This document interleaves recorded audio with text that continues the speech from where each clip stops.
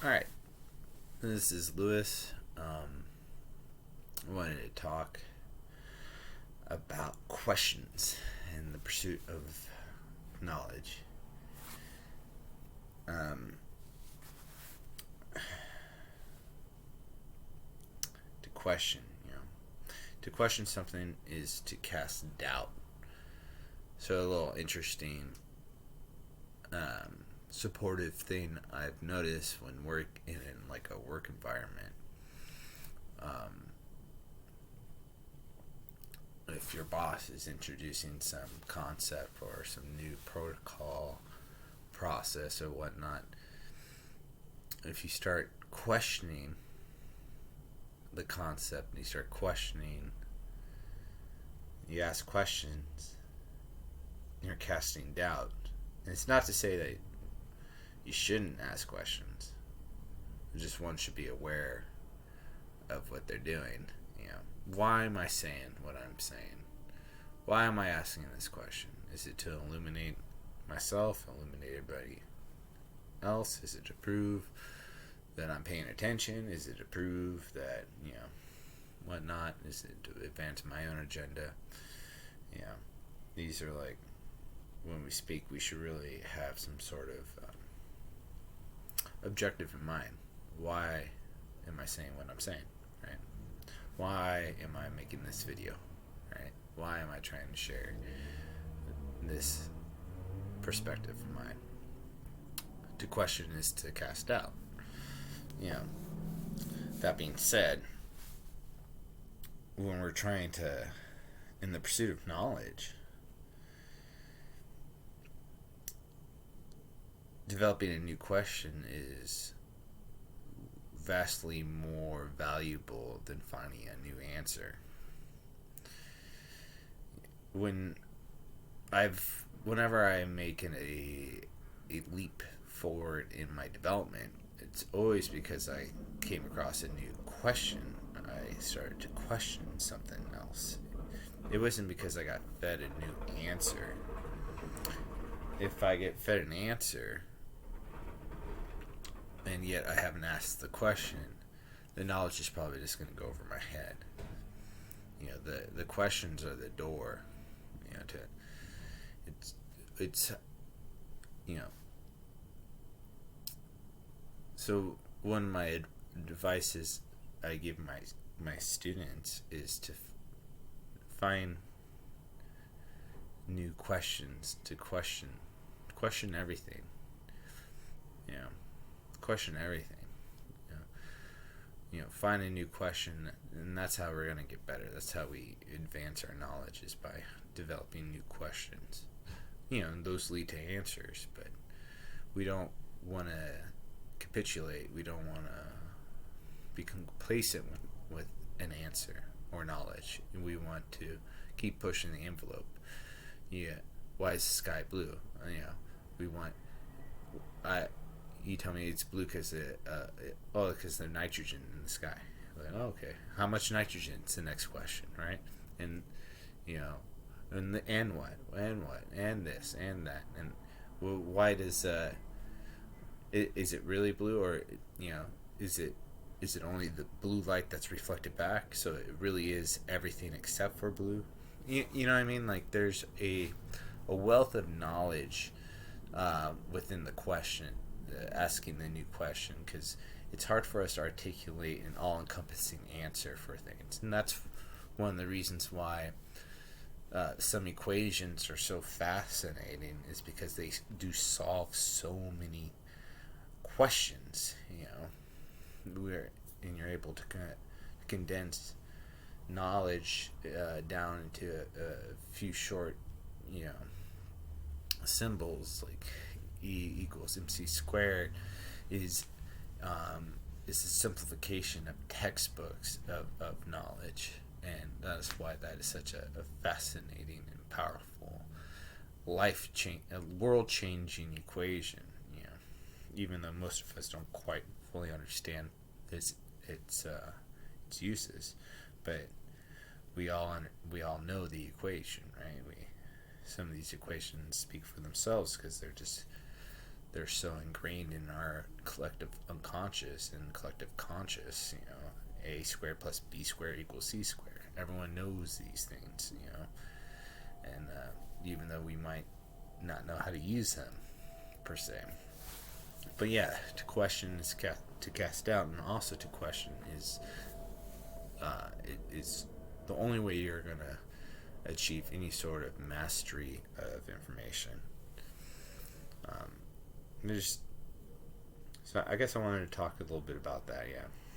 Yeah, and it's quite a it's a balance though, right?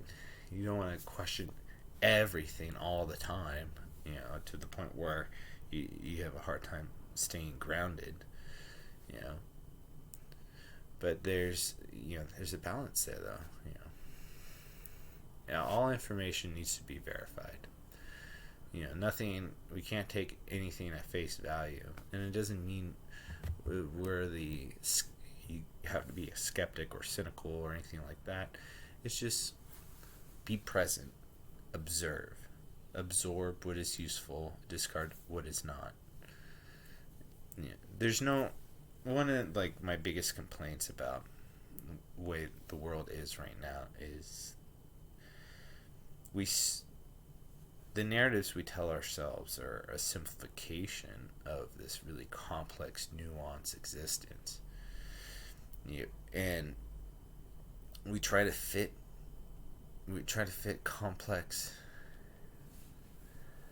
complexity into these simplified narratives to explain the human condition to people.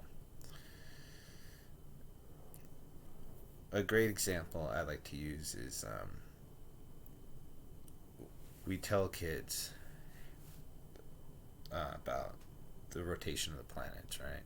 We tell them that the Earth rotates around the sun in a circle. So do all the other planets. And we get a sheet of paper, put a big dot here, and draw a big circle, and fucking, like, oh look, rotation of the planets. End of discussion, right? But that's not how the Earth rotates around the sun. The sun is spiraling around the galactic center, which it has its own journey. It makes its orbit around the galaxy, and it rotates probably in like a figure eight motion around another star, and they spin in this synchronized dance around the galaxy. Well, as they're being hurtled through space at like 600,000 miles or kilometers per hour, whatever it is, insane speeds, and the planets are dragged behind them, and we're going kind of up and down in this spiral motion as the sun is making its journey, and we go up and down through the galactic plane. I think twice a day. Maybe it's once a day, but I think it's twice a day. And so the rotation, the orbit of the Earth is much more complex. It's not even that much more complex. It's happening in three-dimensional space. It's a spiral, not a circle. It's elliptical, not not it's not a circle. But we oversimplify this thing to fit on a sheet of paper, and to me that it's so detrimental, because the ability to perceive things in three-dimensional space, there's so much more there. It's so much more interesting. There's so many more questions to be asked. But when we give people these answers, don't worry, just Earth rotates around the sun in a circle, that becomes the end of the pursuit of knowledge. And what we really should be asking is, what next? How does this work? How do we visualize these things? And so I guess just a little bit there, as far as like something of practical support in relationships, particularly working relationships, when you're trying to manage upwards, trying to manage your managers. Remember what you say. People don't remember what you say. They remember how it made them feel.